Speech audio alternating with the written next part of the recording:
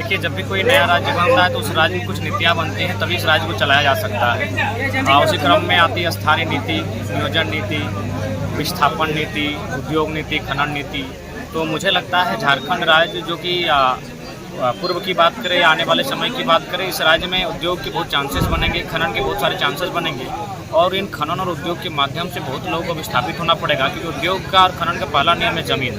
तो जिन लोगों की ज़मीनें जाएगी उनके लिए आपके पास क्या नीतियाँ हैं? आज हम लोग बात कर रहे हैं जो धरना में बैठे हैं अनशन पर, पिछले 5 दिनों से चांडिल डैम की कहानी है। चांडिल डैम जिसमें 84 मौजा 116 गाँव विस्थापित हुए हैं, लेकिन विस्थापित गाँव आज भी खून के आंसू रो रहे हैं, दरबदर की ठोकरें खा रहे हैं। और जैसा कि ग्राउंड रिपोर्ट से पता चला है कि इस पानी का उपयोग सिंचाई हेतु नहीं बल्कि कंपनियों को दिया जा रहा है। तो ऐसे मुझे लगता है इस डैम का बनना कहीं ना कहीं निरर्थक होता हुआ दिख रहा है। सार्थक तभी होता है जब वास्तव में यह डैम आखिर बना किस उद्देश्य के साथ था।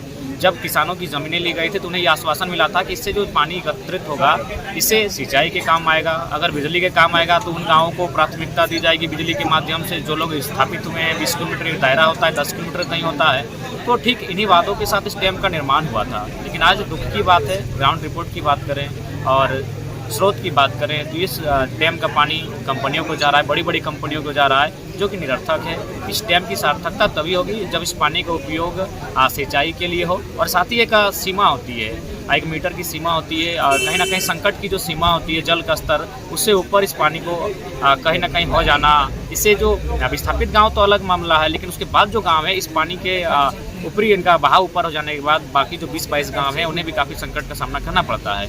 तो ऐसे में मुझे लगता है मानवता के नाते सरकार को, क्योंकि फिलहाल कह सकते हैं कि मानवता अब किसी में बची नहीं, हर व्यक्ति अपना लाभ अर्जित करना चाहता है, चाहे कंपनी हो, सरकार हो या चाहे विधायक हो, चाहे सांसद हो, चाहे मंत्री हो। लेकिन मैं चाहता हूँ कि मानवता को दिखाते हुए सरकार और कंपनियों को ग्रामीणों की जो समस्या है, जिससे आज ग्रामीण लोग बिल्कुल दरबदर की ठोकरें खाते हुए अपना बहुत बड़ी भूमि दान करने के बाद, अपने समस्त गांवों को दान करने के बाद उन्हें 25 डिसमिल मुआवजा तक ठीक से नसीब नहीं हो पाया है। अब तो 12 डिसमिल की बात हो रही है, जो कि मुझे लगता है जो पूर्व में उनके लिए तय हुआ था 25 डिसमिल मुआवजा, उस पर ही और साथ ही जो पुस्तिका बनी है विकास पुस्तिका, उसके आधार से प्रत्येक परिवार को नौकरी मिलनी चाहिए। और अभी तक 1331 परिवार को ही नियोजन मिल पाया है, जबकि उस पुस्तिका में 14,000 लोगों का नाम संलग्न है, 14,000 परिवार। यानी अभी भी आप सोच सकते हैं और कह सकते हैं कि कितना जुल्म हो रहा है झारखंड पर।